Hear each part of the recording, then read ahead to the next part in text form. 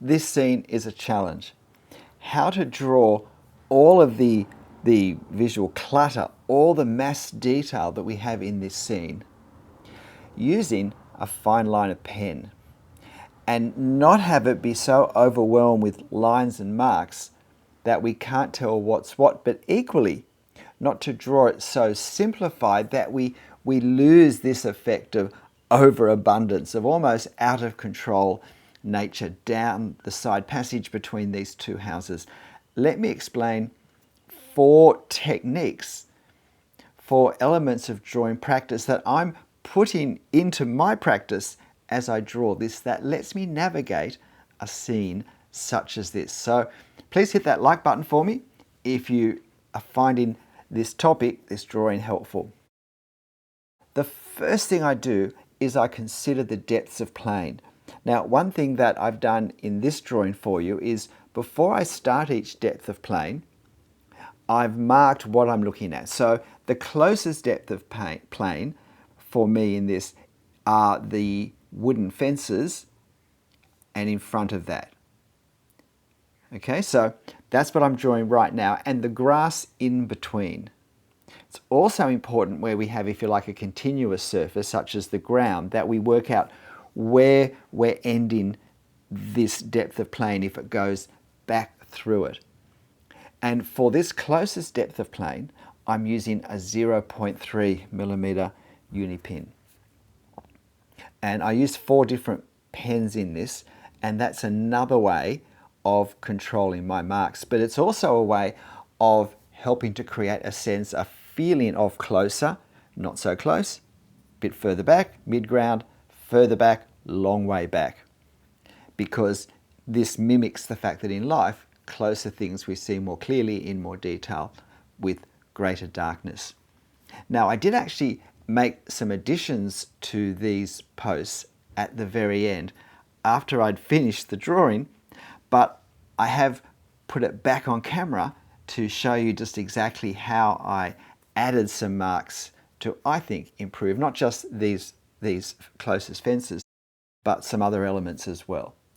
But now I've switched to my 0.2mm pen, and I'm doing my second depth of plane, and it's going to be this house on the left. It's going to be the fence, the second fence with the gate that goes across both sides, and it's going to be that tree that's closest near the house on the left hand side. I have indicated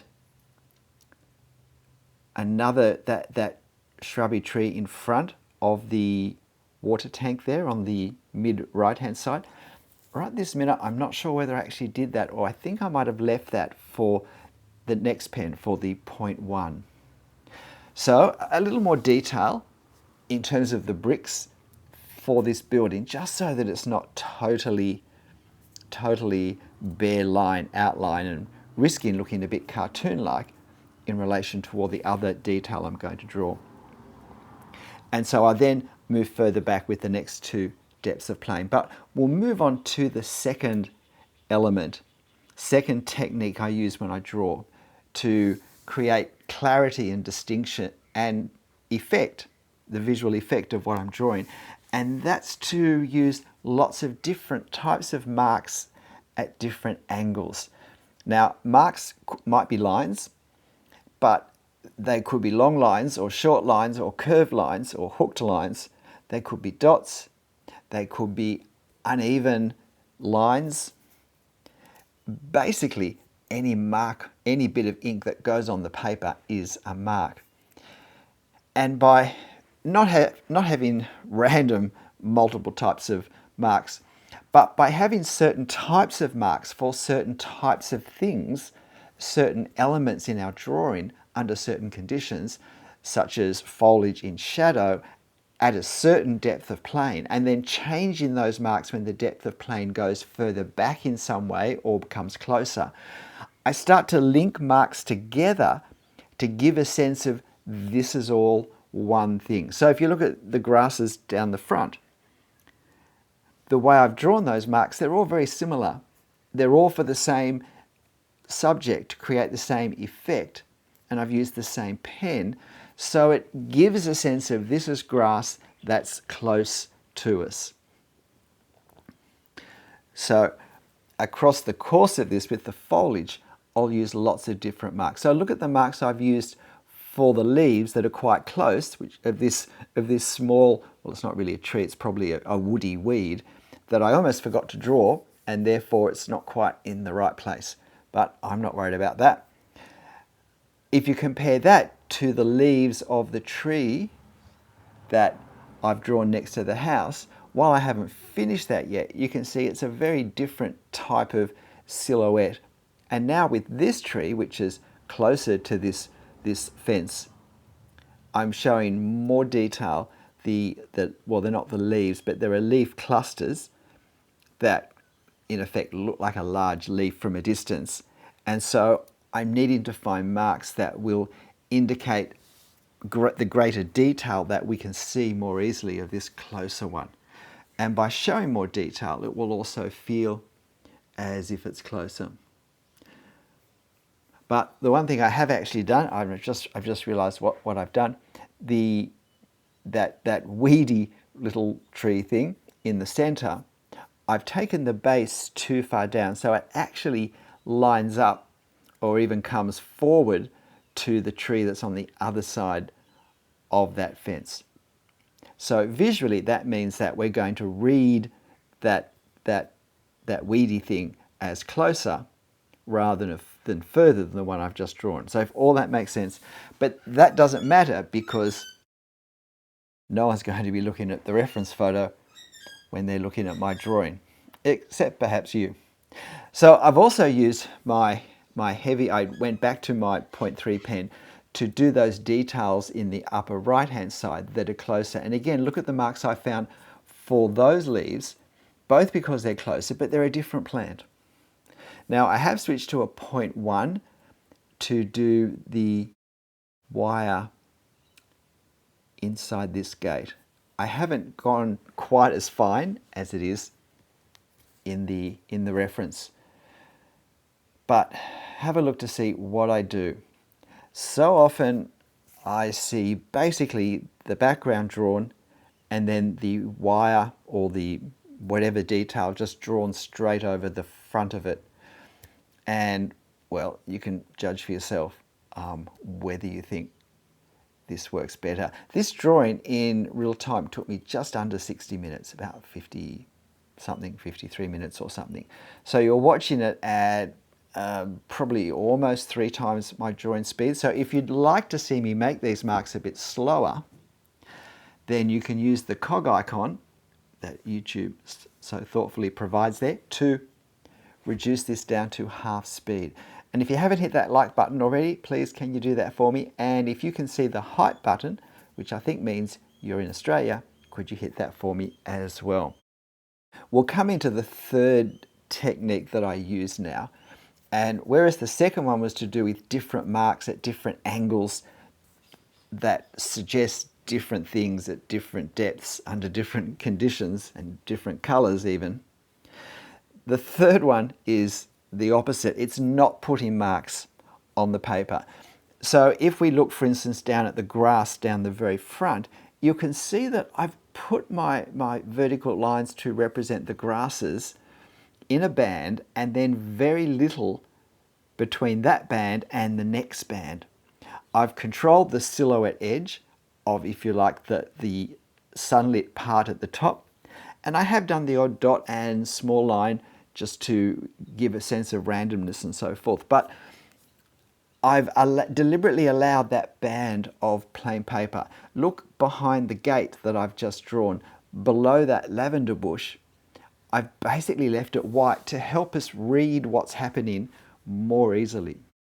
If we look at the trees that are in the distance that I've drawn some indication of at this point, you can see I have similar to the grass, I have a band of white paper, which I will preserve, hopefully, to the very end. So now you can see I'm bundling a lot of very vertical lines that splay out both for the trunks and also a bit for the leaves for this large multi-branch, multi-stemmed crepe myrtle. small tree in the background. And that links all of this clustered together as visually the one thing. And I've got it darker on each side because I've got that water tank, and I've also just got some darker shadows on the left hand side. And so that helps us to read what's happening. The fact that the water tank has those strong horizontal bands helps to separate it and to contrast the vertical lines of those tree trunks. And even that little bit of foliage I just did then on the right hand side of the water tank. Notice how I did little horizontal marks rather than vertical ones, because that suited better what I was actually drawing. But it also just helps to separate that from the other things that are happening around. So I'm using a 0.1, and yeah, so I do this shrub thing in front of the water tank with a 0.1, not with the 0.2. Probably already I've put just a few too many marks on it. I think I should have left that a little bit lighter. I think that would have read well and just introduced a wedge of lighter value in there, just to give a little place of pause.